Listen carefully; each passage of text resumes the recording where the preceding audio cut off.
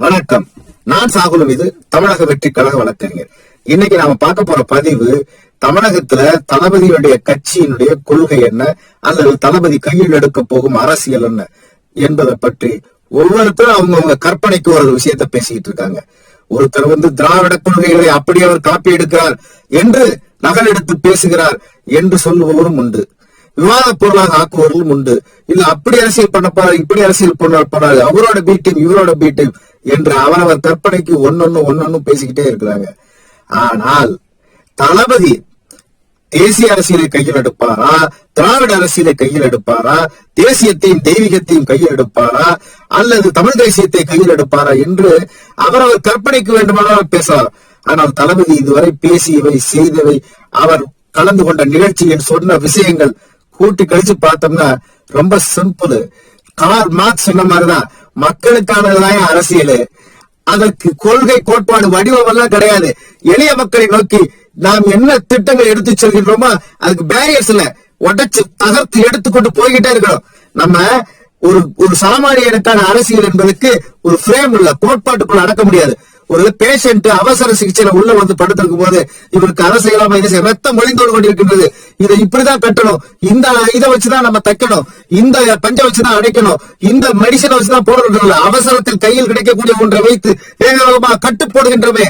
ஒரு அவசர சிகிச்சையிலே ஒரு பாம்பு கடித்தவனுக்கு விஷமுறிவுக்காக உடனடியாக முதலுதவி சிகிச்சை செய்கின்றோமே. அதை போல தமிழகம் என்கின்ற சமுதாயம், தமிழ் சமுதாயம், இந்த தமிழகத்தில் உள்ள ஜனநாயகம் செத்து பல ஆண்டுகளாகிவிட்டது. இந்த தமிழ்நாட்டிலே சமூக நீதி பேசியவர்கள் வாய்ச்சவடால் பேசியவர்கள், இந்த தமிழ்நாட்டிலே தேசிய அரசியல் பேசியவர்கள் எடுபடாத அரசியலை பேசியவர்கள், இந்த தமிழ்நாட்டிலே வாய்ச்சவடாலும் தேவையற்ற அரசியல்களும் தேவையற்ற விஷயங்களும் பேசி நடைமுறையில் ஒன்றுமே இல்லாமல் ஆக்கி நம்மை நடுத்தருவில் விட்டதுதான் மிச்சம். இந்த சூழ்நிலையில் ஒரு அவசர சிகிச்சை பிரிவிலே தமிழ்நாடு ஒரு நல்ல தலைவரை வேண்டி, ஒரு நல்ல கொள்கையை வேண்டி, பல்வேறு பிரச்சனைகளுக்கு ஒரே மருந்து ஏதாவது கிடைக்குமா என்கின்ற சூழலில் வாழ்ந்து கொண்டிருக்கின்ற பொழுது இந்த பிரேமுக்குள்ள நாங்க இருப்போம், அந்த பிரேமுக்குள்ள இருப்போம், நாங்க இந்த கொள்கையை சொல்ல போறோம், அந்த கொள்கையை சொல்ல போறோம் என்பது இதெல்லாம் சொன்னாங்களே, அவங்க என்ன பண்ணிட்டாங்க, இதெல்லாம் சொன்னாங்களே, மேடைக்கு மேடை வாய் விளக்க பேசினார்களே, அவர்கள் சொன்னபடி நடந்தார்களா? நீங்கள் நடந்ததை பார்த்திருக்கிறீர்களா? அல்லது அவர்கள் வாழ்க்கையிலே அல்லது வழிமுறையிலே அல்லது நாட்டுக்காக எதையாவது விட்டு சென்றிருக்கிறார்களா? ஒண்ணு இல்ல, மன்னராட்சியை ஒழிக்கணும் நம்ம சொன்னோமே, சாமானியனும் ஆச்சரியாரத்துக்கு வரணும்னு நம்ம ஆசைப்பட்டோம், மன்னராட்சி ஒழிக்கணும்னு நினைச்சோம், ஒழிஞ்சிருச்சு. ஆனா மன்னராட்சி ஒழிஞ்சு என்ன வந்துச்சு? சாமானியர் ஆட்சிக்கு அவர் மன்னர் ஆயிட்டார், அவருடைய மகனுக்கு முடிசூடுறார், பேரனுக்கு முடிசூடுறார். இப்ப என்ன, மன்னராட்சியின் வடிவத்தை மாற்றி மக்களாட்சி தத்துவத்தில் நான் மன்னன் என்று முடிசூட்டுக் கொண்டிருக்கிறார்களே. இதுக்கெல்லாம் நம்ம ஒரு பிரேம் போட்டு, அப்ப எங்கே சமூக நீதி, அப்ப எங்கே சமத்துவம், எங்கே இந்த நாட்டுக்கான ஜனநாயகம்? ஜனநாயகம் என்கின்ற போர்வையிலே இன்றைக்கு பணநாயகம் உருவெடுத்து நிற்கக்கூடிய போது இந்த மக்களுக்கு ஏதாவது ஒண்ணு செஞ்சு இவங்களை காப்பாற்ற வேண்டிய அவசர சூழ்நிலையில் இருக்கிற போது இதுக்கு ஒரு பிரேம் தேவையில்லை.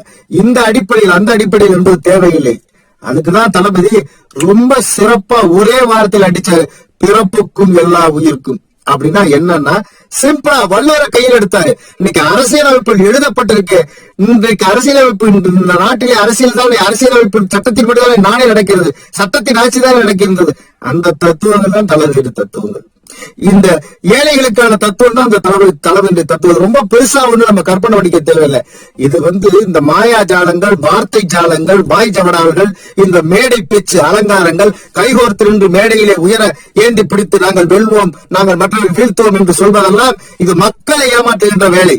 மக்களுக்கு நல்லது செய்யணும்னு நினைச்சிட்டா தளபதி ஆட்சி வந்துச்சுன்னா சிம்பிளா எங்க கொள்கை என்னன்ற அளவுக்கு நான் ஒரே வகையில சொல்றேன்.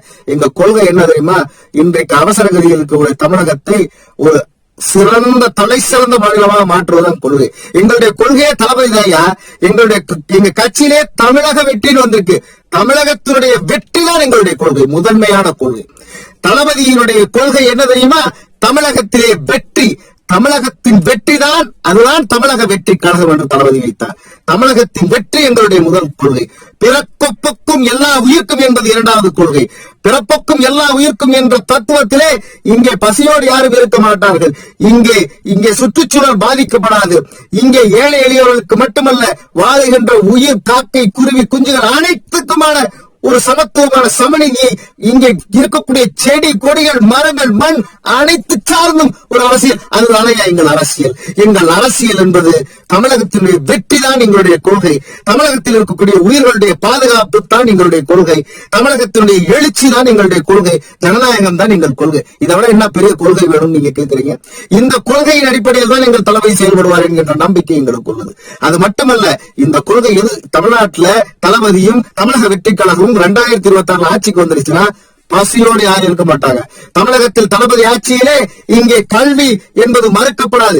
அடிப்படை உரிமைகளான கல்வியும் அடிப்படை உரிமைகளான தண்ணியும் உணவும் விலையாகி போன நிலை மாறி விலையில்லா உணவுகளும் விலையில்லா நீரும் விலையில்லா கல்வியும் தமிழகத்தில் கிடைக்கும். இது ஒன்றும் மந்திரத்தில் மாங்காய் பறிக்கவில்லை. திட்டங்கள் தீட்டப்பட்டு இருக்கின்றது. ஆனால் திட்டங்கள் தீட்டுகின்ற பொழுது நாட்டுக்கான திட்டங்களை தன் வீட்டுக்கான திட்டங்களாக மாற்றி பல்லாயிரம் கோடிகளை தன்னுடைய வீட்டுக்கும் குடும்பத்திற்கும் கட்சிக்கும் எடுத்துச் சென்று கொள்ளையடித்த கூட்டத்தை வேரோடும் வேரடி மண்ணோடும் வீழ்த்தி விட்டால் தமிழகத்தினுடைய வெற்றி உறுதி. அதுதான் தமிழக வெற்றி கழகத்தினுடைய கொள்கை. அதுதான் தளபதியின் கொள்கை. எங்கள் தளபதியின் கொள்கை சிறப்பாக இருக்கும் என்பது எந்த சந்தேகமும் இல்லை. கொள்கை முழக்கத்தை தளபதி நிச்சயமாக மக்கள் முன் வைப்பார். ஆனால் நிச்சயம் அடிப்படை கொள்கை என்பது தமிழகத்தின் வெற்றி, தமிழக வெற்றி கழகம். தமிழகத்தில் உள்ள எல்லா உயிர்களுக்கான வாழ்க்கையும் வாழ்வியலும் சிறப்பாக அமைவது தமிழக வெற்றி கழகம். தமிழகத்திலே ஒரு சிறப்பான சீரிய ஆட்சி, வாய்ச்சவடால் இல்லாத வாழ்க்கை முறை சார்ந்த ஒரு ஆட்சி தமிழக வெற்றி கழக ஆட்சி. தமிழகத்திலே எல்லோரும் சமூகமாக நடத்தப்படுகின்ற ஒரு ஆட்சி தமிழக வெற்றி கழக ஆட்சி. தமிழகத்திலே சமநீதி, இங்கே ஏழை பணக்கார ஜாதி மதம் பாராமல் சமநீதி வழங்கக்கூடிய ஆட்சி தமிழக வெற்றி கழகத்தினுடைய ஆட்சி. தமிழகத்திலே இங்கே தளபதி என்கின்ற ஒரு தனி மனிதனால் மிகப்பெரிய சீர்திருத்தத்தை ஏற்படுத்தி பொருளாதாரத்திலே தமிழகத்தினுடைய வளர்ச்சியிலே தமிழகமே அனைத்து மாநிலங்களுக்கு முன்னுதாரணமாக இருக்கக்கூடிய நிலையை ஏற்படுத்த போது தமிழக வெற்றி கழகத்துடைய ஆட்சி. இதையெல்லாம் தாண்டி இன்று தளபதி அவர்கள் இங்கு தன் வீட்டை சுத்தம் செய்ய வேண்டும் என்பதற்காக தான் இங்கே தமிழகம் என்றே கொண்டு வந்தார். தமிழக வெற்றி கழகம் என்கின்ற சொல்லே முதலில் உன் வீட்டை பார், நாட்டை பார் என்பது போல என் வீடு தமிழ்நாடு, என் மக்கள் தமிழக மக்கள், எனக்காக என்னை உயர்த்தி காட்டிய இந்த மக்கள், அவர்களுக்காக இந்த மக்களின் வெற்றிக்காக உருவானதுதான் தமிழக வெற்றி கழகம் என்பதை எங்கள் தளபதி உணர்த்தி இருக்கிறார். சொல்லால், செயலால், குறிப்பால். எங்களுடைய இலக்கு 2026 ஆட்சி. நிச்சயம் மாறும் காட்சி. நாங்கள் சொல்லோடு நிற்பதில்லை. அன்பு தோழர்களே, பொதுமக்களே, இந்த சமூக ஆர்வலர்களே அல்லது நடுநிலையாளர்களே, தமிழக வெற்றி கழகத்தின் இலக்கு 2 கோடி உறுப்பினர். நீங்கள் எங்களுக்கு தோள் கொடுத்தால் நாங்கள் 3 கோடி உறுப்பினர் என்ற இலக்கை எட்டுவோம். மக்கள் சார்ந்த ஒரு இயக்கமாக மாறுவோம். தமிழகத்திலே மாற்றத்தை உருவாக்குவோம். வாய்ச்சவடால் பேசி பணத்திற்கான அல்லது ஓட்டை விலை பேசக்கூடிய அரசியலை ஒழித்தெடுத்து தமிழக வெற்றி கழகத்தின் ஆட்சியை தமிழகத்தில் நிலைநாட்டுவோம் என கூறி விடைபெறுகிறேன். வணக்கம்.